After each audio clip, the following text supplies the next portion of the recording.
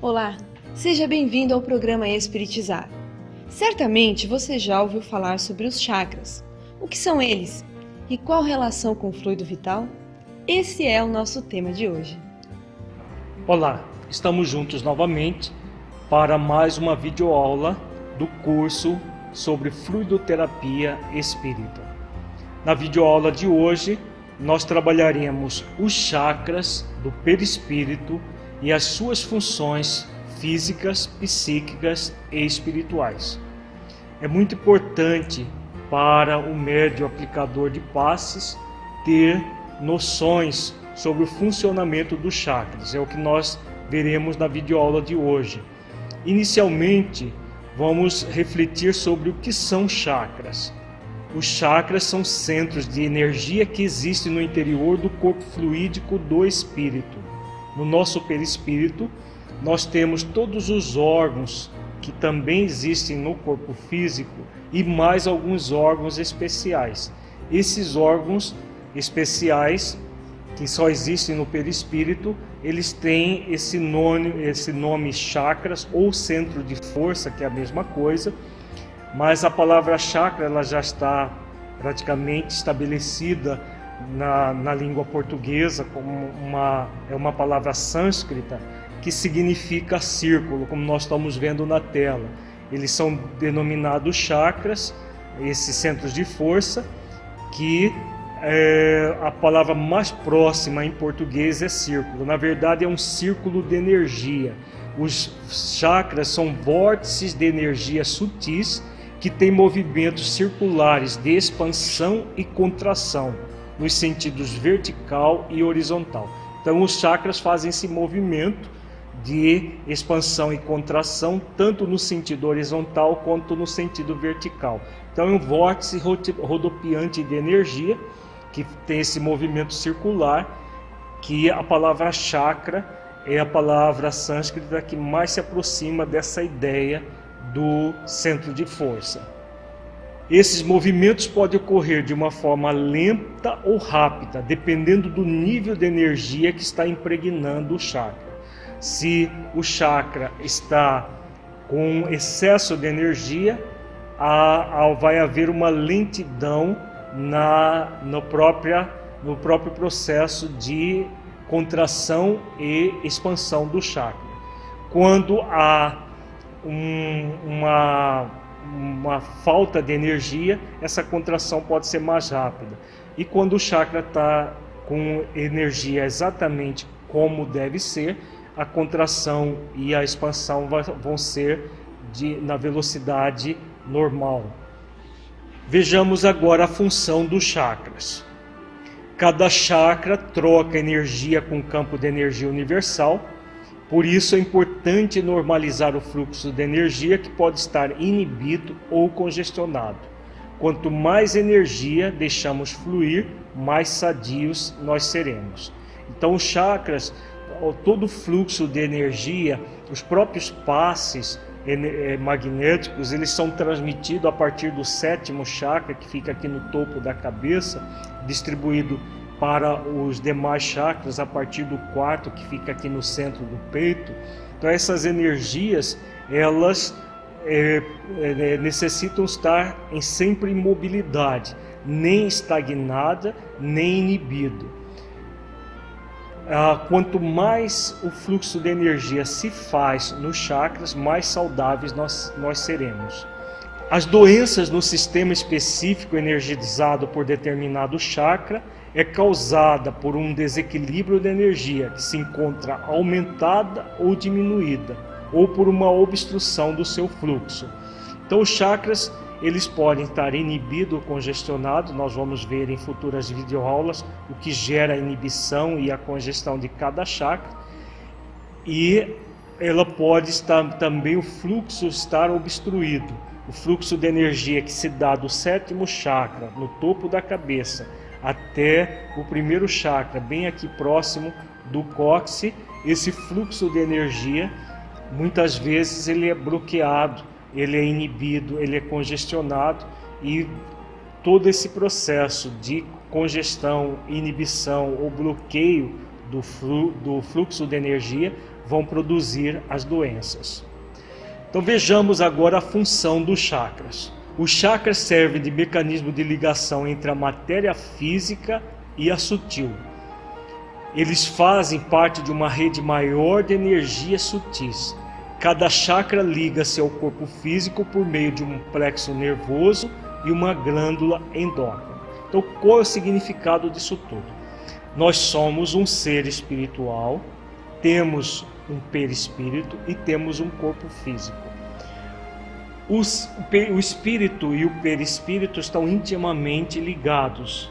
Como nós vimos em videoaulas anteriores, não dá para separar o espírito do perispírito, apenas didaticamente. O perispírito ele se liga ao corpo físico por meio dos próprios chakras, que vão se ligar ao corpo físico através de um plexo nervoso e de uma glândula endócrina. Então, o conjunto de ligação do perispírito ao corpo físico vai se dar via chakra, que utiliza o sistema nervoso e endócrino para uma ligação mais direta com o corpo físico. Nós vamos ver em futuras videoaulas detalhes desse processo acontecendo e o trabalho de cura, o passe magnético influenciando todo esse mecanismo. Nós estamos vendo nesse esquema, nesse primeiro esquema que está mostrando na tela, um plexo nervoso para que nós entendamos o que é esse plexo. É uma espécie de um novelo de nervos que saem de um mesmo conjunto. Aqui nós estamos vendo um plexo nervoso que sai da coluna cervical. No outro esquema nós temos já um esquema mais da totalidade dos plexos nervosos associado aos 7 chakras principais que nós temos no nosso corpo fluídico, desde o primeiro até o 7º, que se ligam aos plexos nervosos. Na próxima tela nós veremos as glândulas endócrinas. Então nós temos desde os testículos, ovário, a glândulas suprarrenais, o pâncreas endócrino, a glândula timo, a glândula tireoide, a hipófise e a epífise, ou glândula pineal. Então todas essas glândulas estão intimamente ligadas aos plexos nervosos, que por sua vez são energizadas pelos 7 chakras principais. Então nós temos aqui no esquema os 7 chakras principais. O primeiro, chamado de chakra raiz, ele está ligado ao plexo nervoso sacro-coxígeo.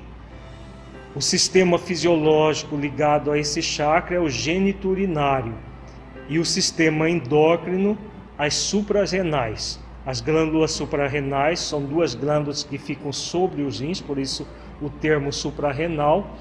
Elas estão intimamente ligadas ao chakra raiz.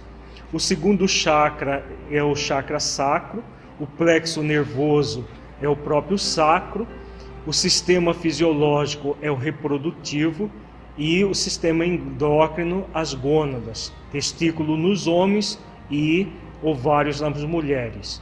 O terceiro chakra é o chakra do plexo solar, o plexo nervoso é o próprio solar, o sistema que ele está ligado é o sistema digestivo, o sistema endócrino é o pâncreas endócrino. O pâncreas tem 2 partes, tem a parte endócrina e a parte exócrina do pâncreas. A parte exócrina secreta enzimas digestivas que auxiliam na digestão dos alimentos.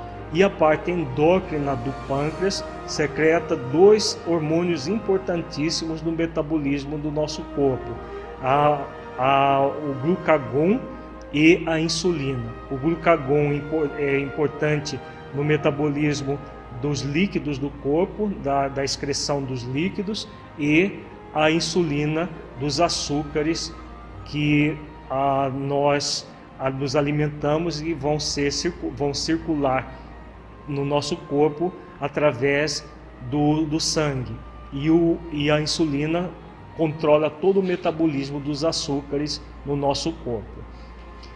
O quarto chakra é o chakra do coração, o plexo nervoso é o cardíaco, o sistema que esse chakra é responsável é o sistema circulatório, e a glândula endócrina ligada a esse chakra é a glândula timo.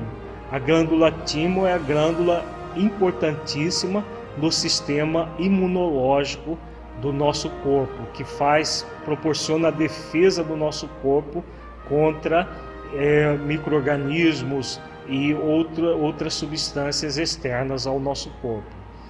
O quinto chakra é o chakra da garganta, o plexo nervoso são os gânglios cervicais da medula, o sistema fisiológico ligado a esse chakra é o sistema respiratório, e o sistema endócrino nós temos a glândula tireoide e as paratireoides. A tireoide secreta 2 hormônios importantes do nosso corpo, que são chamadas T3 e T4, que são responsáveis por todo o metabolismo do corpo, e as paratireoides secretam hormônios ligados ao nosso sistema esquelético, que vão auxiliar na fixação do cálcio pelos ossos do nosso corpo. O sexto chakra é o chakra da testa, o plexo nervoso ligado a esse chakra é o hipotálamo, o sistema fisiológico é o sistema nervoso autônomo, e a glândula ligada ao sexto chakra é a glândula hipófise. É a principal glândula do nosso corpo. A hipófise é uma glândula que secreta vários hormônios que controlam as demais glândulas de todo o corpo humano. O sétimo chakra é o coronário, o plexo nervoso é o córtex cerebral, a parte mais nobre do nosso sistema nervoso.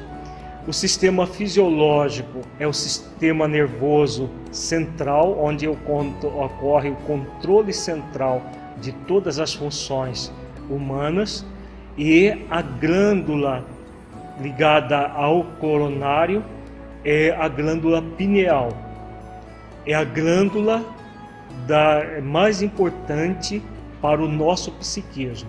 Enquanto que a hipófise é a glândula mais importante para o funcionamento do nosso corpo, a glândula pineal é a glândula mais importante para o funcionamento do nosso psiquismo e a nossa ligação com o mundo espiritual, que vai se dar a partir da glândula pineal. Nós vamos ver nas próximas videoaulas sobre a importante função da glândula pineal no próprio processo da mediunidade. E em cursos posteriores que nós ministraremos em videoaulas, nós falaremos especificamente da glândula pineal, principalmente quando trabalharmos as questões mediúnicas. Cada chakra ele liga-se aos demais através de fios de energia chamado nadis. São através desses fios que eles se ligam aos plexos nervosos e às glândulas. Então nós temos os 7 chakras principais, e entre cada chakra filamentos energéticos que são chamados de nadis. Os chamados meridianos da acupuntura nada mais são do que esses nadis que funcionam em todo o perispírito. Da mesma forma que no nosso corpo físico nós temos uma rede de vasos, que são os vasos sanguíneos e os vasos linfáticos, no corpo perispiritual, no corpo fluídico do espírito, nós temos também esses vasos, só que são vasos mais energéticos, que são os nadis, que praticamente todo o perispírito é composto desses vasos, desses canais. No caso, por exemplo, dos pontos de acupuntura, nada mais são do que microchakras que ficam localizados na nossa pele. Quando o acupunturista, por exemplo, ele trabalha com a agulha num determinado ponto, ele estará estimulando ou retirando excesso de energias dos próprios chakras. Esses microchakras da nossa pele se ligam aos chakras principais a partir desses canalículos que são chamados de nadis.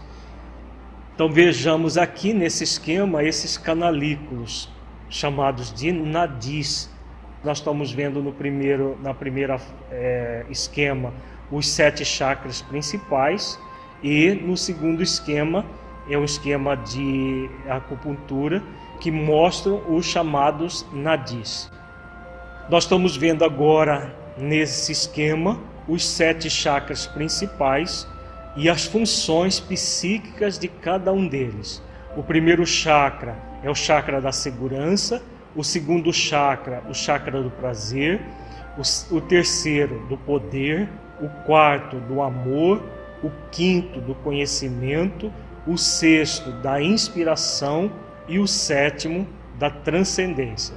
Então esses nomes de cada um dos chakras diz respeito às funções psíquicas de cada um deles. Nós vamos ver em detalhes nas futuras videoaulas essas funções psíquicas e a importância delas nas nossas vidas. Nós estamos vendo agora no outro esquema o primeiro chakra, o chakra raiz. Ele está localizado na base da espinha ou coluna, e ele é responsável pela segurança, o senso de realidade, da nossa realidade essencial. Nós vamos ver o significado disso em futuras videoaulas. O segundo chakra é o sacro, fica abaixo do umbigo, ele é responsável pelo prazer. O terceiro chakra, o chakra do plexo solar, fica localizado no abdômen superior, responsável pelo poder. Esses 3 primeiros chakras são chamados chakras fisiológicos. Por que chakras fisiológicos? Eles estão mais ligados aos processos físicos do ser, a nossa parte mais voltadas às questões da sobrevivência no corpo físico. Eles têm uma função importantíssima na manutenção da nossa integridade no corpo físico. Por isso são chamados de chakras fisiológicos. Entre os 3 chakras de base e os 3 chakras superiores, nós temos o 4º chakra, que é o chakra cardíaco, que fica na região média do peito, e ele é responsável pelo sentimento de amor. É o amor a principal função desse chakra. E ele gera o equilíbrio entre o nosso lado mais fisiológico, mais pessoal, e o transpessoal, que é o transcendente, que são próprios dos 3 chakras superiores. Nós temos o 5º chakra, que é o chakra da garganta, nosso pescoço. Ele é responsável pelo conhecimento e, em conjunto do conhecimento, a comunicação e a própria ação da vontade, que faz com que nós nos comuniquemos. Nós temos o 6º chakra frontal, que fica entre as 2 sobrancelhas. Ele é responsável pela inspiração, intuição e visão interior. Inclusive o fenômeno de clarividência, de clareaudiência é função desse chakra. E nós temos no topo da cabeça o 7º chakra, o chakra coronário, que é responsável pela transcendência do ser, pela nossa ligação com o espiritual, com os aspectos superiores da vida, ou também pelos aspectos inferiores do ponto de vista espiritual. Porque, apesar do 7º chakra ser o chakra da transcendência, muitas vezes nós nos ligamos a espíritos menos felizes, espíritos inferiores. E aí, em vez de ser utilizado para o nosso aprimoramento espiritual, ele vai ser utilizado em mecanismos obsessivos muito graves para o ser. De uma maneira geral, o objetivo de cada chakra, dos 3 chakras superiores, é essa ligação transpessoal. É a ligação nossa com o transcendente, que começa no conhecimento, no 5º chakra, como quando Jesus diz: conhecereis a verdade e a verdade vos libertará. O chakra do conhecimento é o chakra que nós buscamos o conhecimento, tanto o conhecimento da verdade universal, quanto o conhecimento de nós mesmos a partir do autoconhecimento. Quando nós conhecemos a verdade, a internalização dessa verdade vai nos libertar. Libertar de quê? De uma vida puramente fisiológica para uma vida mais espiritualizada. Então, todo o processo de transpessoalidade, de busca do espiritual, vai se dar de uma forma mais marcante no 5º chakra, que vai se intensificar no 6º chakra, pela inspiração, pela intuição, e no 7º chakra, pela ligação com o mundo espiritual superior. O 4º chakra é o intermediário disso tudo, porque sem amor no coração, sem um movimento de ir ao encontro do transcendente da vida, nós não conseguiremos fazer todo um trabalho de transformação das energias puramente fisiológicas em energias espirituais. O objetivo da vida é nós transcendermos essas energias puramente fisiológicas, indo ao encontro das energias espirituais. Os chakras, eles são passíveis de serem desequilibrados dependendo do teor de nossos pensamentos e sentimentos. Quando vivemos de forma hedonista, apenas para obter prazer, hiperestimulamos os chakras fisiológicos em detrimento dos transpessoais, tornando-os congestionados.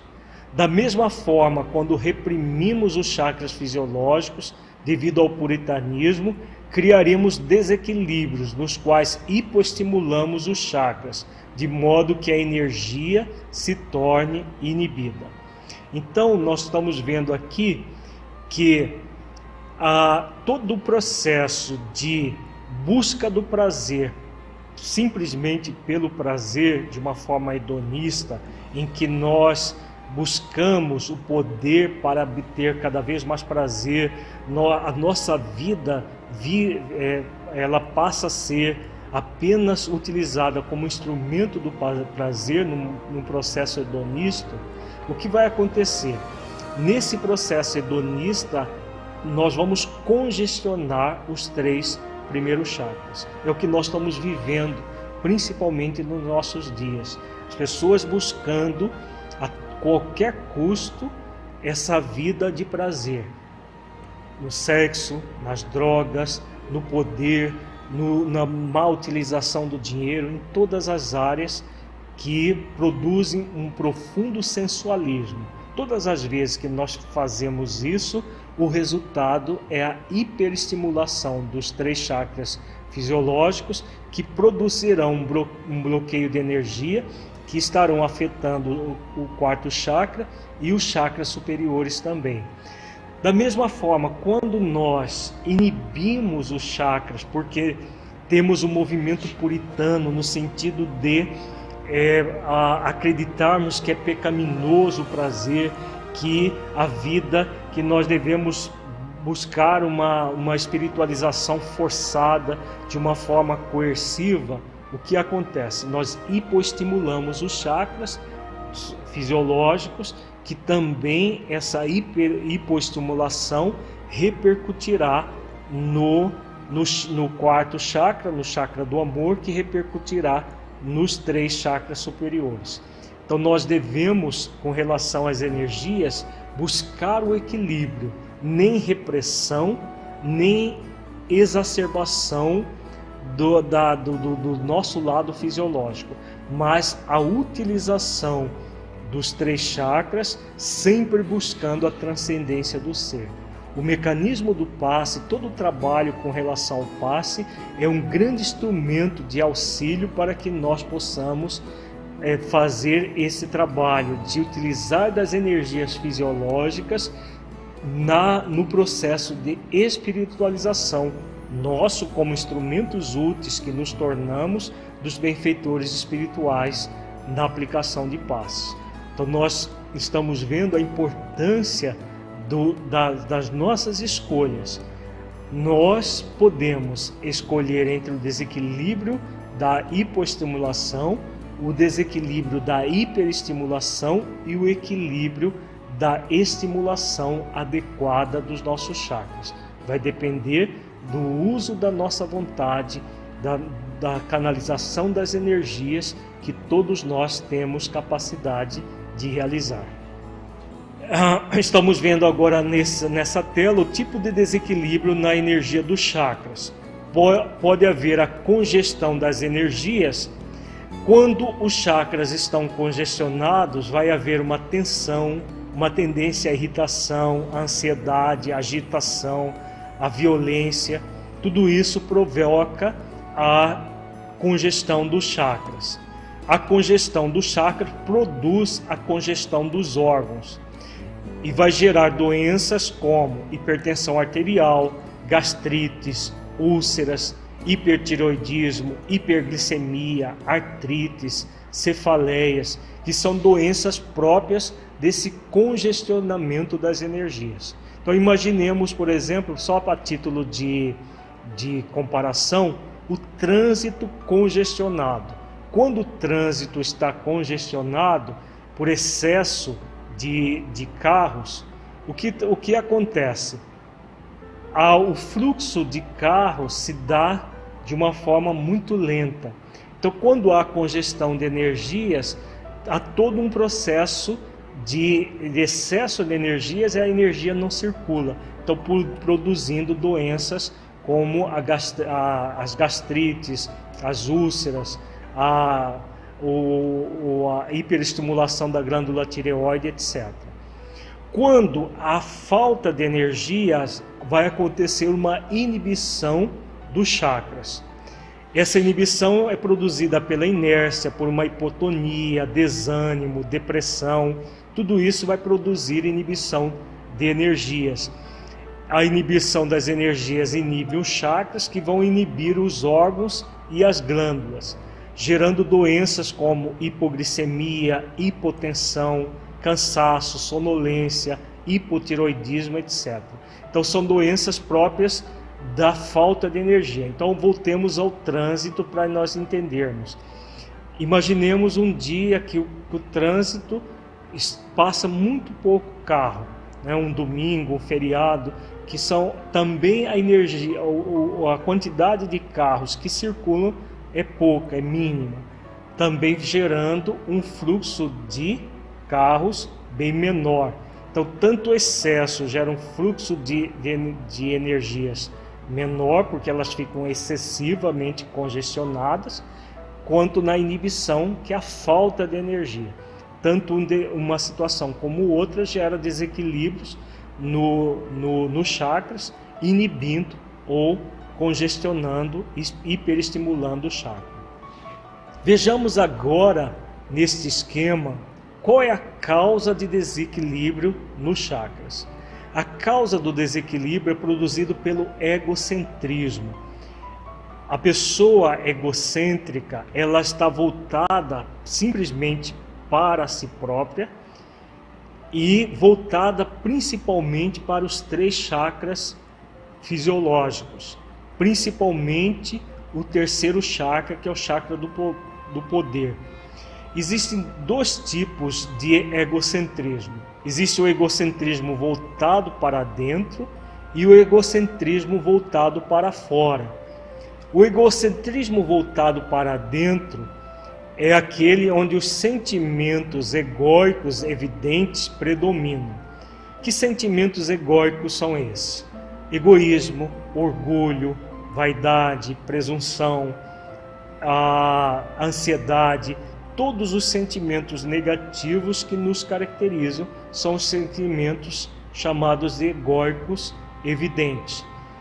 Quando a pessoa cultiva esse tipo de sentimento, por exemplo, egoísmo e orgulho, A pessoa egoísta, orgulhosa, ela vai tender a agir de uma forma prepotente sobre outras pessoas.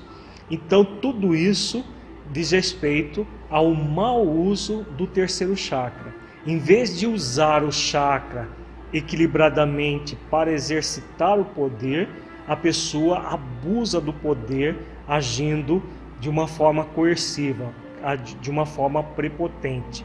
Então esse é um exemplo muito claro de desequilíbrio dos chakras. Nós vamos ver nas próximas videoaulas os vários tipos de desequilíbrios em cada chakra especificamente.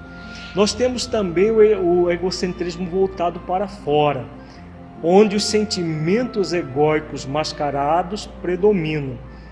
Esses sentimentos egóicos mascarados são frutos de um processo de falsear os próprios sentimentos evidentes. Quando a pessoa reprime, bloqueia os sentimentos evidentes, elas acabam criando os sentimentos mascarados, em que vai gerar, por exemplo, o pseudo-altruísmo, o pseudo-amor, o pseudo-perdão. São sentimentos falsos, parecem positivos, mas não são. Normalmente nós estamos vendo pela seta entre os esquemas que nós transitamos entre o egocentrismo voltado para dentro e o egocentrismo voltado para fora, que é simbolizado por essa seta com sentido duplo. Quase sempre nós estamos no movimento egóico evidente, voltado para dentro. Esses sentimentos, como eles são muito mal vistos socialmente, como a maioria de nós ainda temos dificuldades de sermos autênticos, em vez de buscar o equilíbrio, nós buscamos desenvolver os sentimentos egóicos mascarados. Simplesmente reprimimos os evidentes e desenvolvemos os mascarados. Nenhuma situação nem a outra vai gerar o equilíbrio. O equilíbrio é gerado por aquilo que nós chamamos de holocentrismo.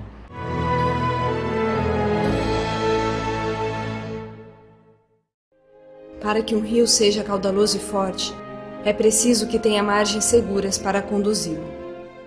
Para que uma flor desabroche, é preciso antes que ela tenha a sustentação vigorosa da planta.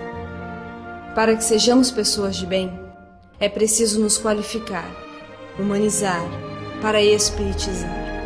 Projeto Espiritizar. Acesse o nosso site e saiba mais. www.espiritizar.org.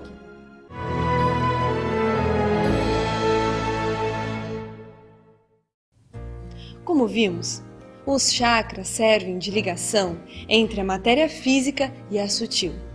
Veremos agora um exemplo da importância do seu equilíbrio. Confira.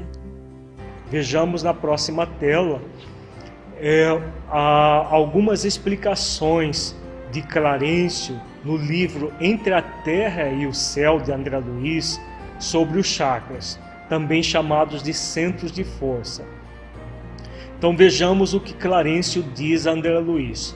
Como não desconhecem, o nosso corpo de matéria rarefeita está intimamente regido por 7 centros de forças, que se conjugam nas ramificações dos plexos e que, vibrando em sintonia uns com os outros, ao influxo do poder diretriz da mente, estabelecem para o nosso uso um veículo de células elétricas que podemos definir como sendo um campo eletromagnético no qual o pensamento vibra em circuito fechado. Então aqui nós estamos vendo a explicação de Clarencio, que nós temos esses 7 chakras, os 7 centros de força, e que eles são geridos pelo nosso pensamento, produzindo todo um conjunto de energias que como ele diz aqui, é o veículo de células elétricas, que na verdade ele está falando do corpo fluídico, dos nadis e dos próprios chakras. Continua Clarencio: nossa posição mental determina o peso específico do nosso envoltório espiritual e, consequentemente, o habitat que lhe compete. Mero problema de padrão vibratório. Cada qual de nós respira em determinado tipo de onda. Quanto mais primitiva se revela a condição da mente, mais fraco é o influxo vibratório do pensamento, induzindo a compulsória aglutinação do ser às regiões da consciência embrionária torturada, onde se reúnem as vidas inferiores que lhes são afins. Então aqui o Clarencio vem falando a respeito do padrão mental. Então, dependendo do nosso padrão mental, nós vamos criar o nosso padrão vibratório, criando esse padrão energético que o nosso perispírito, como nós vimos em videoaulas anteriores, vai emanar. Quanto mais equilibrado é o nosso padrão mental, maior vai ser a capacidade de irradiação do nosso perispírito. Quanto mais grosseiro, quanto mais animalizado for o nosso padrão mental, maior vai ser a nossa ligação inferior. Como ele diz aí, uma ligação com a consciência embrionária ou torturada. Então, tudo vai depender do nosso padrão mental. Então, padrão mental superior, o perispírito se purifica, ligação com benfeitores espirituais superiores. Padrão mental inferior, nosso perispírito fica extremamente embrutecido, ligação com mentes inferiores que nos são afins. Continua Clarencio dizendo que o crescimento do influxo mental no veículo eletromagnético em que nos movemos após abandonar o corpo terrestre está na medida da experiência adquirida e arquivada em nosso próprio espírito. Atentos a semelhante realidade, é fácil compreender que sublimamos ou desequilibramos o delicado agente de nossas manifestações conforme o tipo de pensamento que nos flui da vida íntima. Então aqui a Clarencio vem falando do espírito desencarnado. Então, da mesma forma que quando nós estamos encarnados, nós vamos ser consequência dos nossos pensamentos, quando desencarnados esse processo é muito mais intenso. Dependendo do nível do pensamento do espírito, mais ele vai purificar o seu perispírito ou desequilibrar o perispírito a partir do próprio pensamento, que vai impregnar os chakras de energias purificadas ou energias deletérias. Continua Clarencio: quanto mais nos avizinhamos da esfera animal, maior é a condensação obscurecente de nossa organização. E quanto mais nos elevamos ao preço do esforço próprio, no rumo das gloriosas construções do espírito, maior é a sutileza de nosso envoltório, que passa a combinar-se facilmente com a beleza, com a harmonia e com a luz reinante da criação divina. Então aqui ele vem e coloca de uma forma bem explícita a opção que nós temos: animalidade ou espiritualidade. É claro que isso não é só para o espírito desencarnado, funciona também para o encarnado. Quanto mais espiritualizados nós formos, mais nós vamos purificar o espírito que somos, que vai produzir toda uma energização equilibrada no perispírito, que vai produzir um corpo mais equilibrado. Continua Clarencio dizendo: tal seja a viciação do pensamento, tal será a desarmonia no centro de força, que reage em nosso corpo a essa ou aquela classe de influxos mentais. Dependendo do pensamento. Se o pensamento é viciado, é claro que o centro de força, o chakra, vai se desequilibrar e esse desequilíbrio passa ao corpo. Se o nosso pensamento ele é espiritualizado, nós estamos buscando ter ideais nobres cada vez mais equilibrados, nossos centros de força vão absorver essa condição de espiritualidade e o nosso corpo vai gerar todo um benefício que produzirá saúde. Continua Clarencio dizendo que o nosso veículo sutil, tanto quanto o corpo de carne, é criação mental no caminho evolutivo, tecido com recursos tomados transitoriamente por nós mesmos aos celeiros do universo, vaso de que nos utilizamos para ambientar em nossa individualidade eterna a divina luz da sublimação, com que nos cabe demandar as esferas do Espírito puro. Tudo é trabalho da mente no espaço e no tempo, a valer-se de milhares de formas, a fim de purificar-se e santificar-se para a glória divina.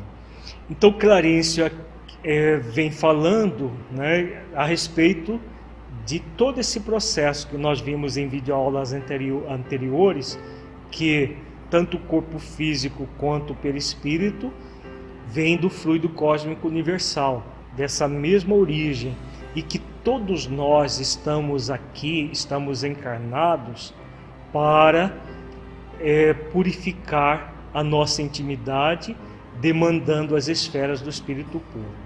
Então, tanto encarnados quanto desencarnados, quer tenhamos consciência disso ou não, estamos sendo convidados a esse processo de purificação. Quanto mais conscientes nós estivermos disso tudo, melhor para nós, porque nós vamos de uma forma efetiva na direção dessa purificação que o benfeitor vem falando aqui, nos santificando para a glória divina, como ele diz. No próprio livro Entre a Terra e o Céu, André Luiz se refere ao caso Júlio, que tentou suicídio numa existência anterior ingerindo veneno. Como foi salvo a tempo, não suportando as sequelas do corrosivo que ingeriu, certo dia embebeda-se e se atira no rio Paraguai, onde morre afogado. Estudaremos a seguir um comentário que o espírito Clarencio tece sobre o caso de Júlio, que havia reencarnado, tendo desencarnado recentemente afogado, encontrando-se internado no hospital no mundo espiritual. Então esse caso do Júlio é muito interessante. Na época da Guerra do Paraguai, ele se suicidou. Num primeiro momento, ele ingeriu veneno, mas foi salvo a tempo, mas o veneno que ele ingeriu acabou corroendo o seu aparelho digestivo, principalmente o esôfago.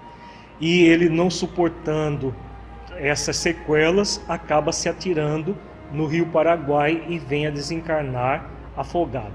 Ele reencarna. Ao reencarnar, ele acaba desencarnando afogado, num afogamento fruto de acidente, não de um suicídio.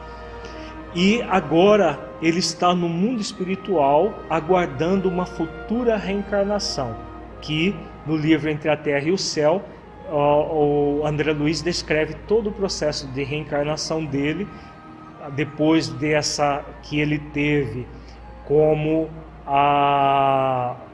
que ele teve terminada muito tenramente a partir de um afogamento. Depois ele reencarna e adquire a difteria, que era uma doença que hoje praticamente ela não existe mais devido às vacinações, mas que até a década de 50 matava muitas crianças por sufocamento. Vejamos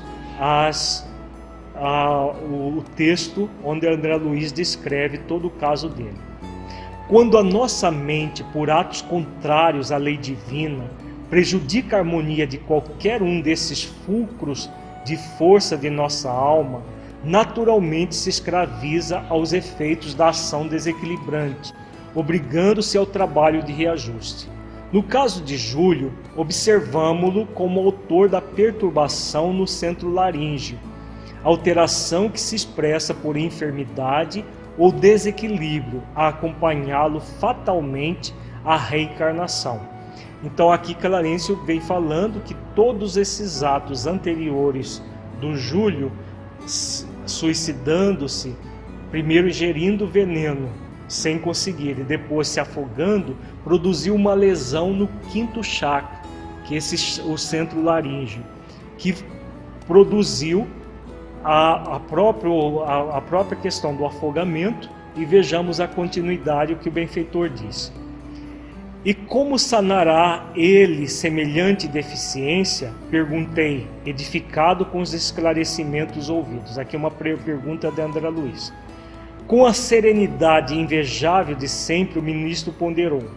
Nosso Júlio, de atenção encadeada à dor da garganta, constrangido a pensar nela e padecendo-a, recuperar-se-á mentalmente para retificar o tônus vibratório do centro laríngeo, restabelecendo-lhe a normalidade em seu próprio favor. Então, na verdade, o que o Júlio ele reencarna e tem uma série de problemas na garganta. Cada doença que ele tem na garganta, ele está se reequilibrando energeticamente no nível do perispírito. Então, a doença sendo utilizada como instrumento de cura no caso do Júlio. É uma doença karmática muito clara aqui.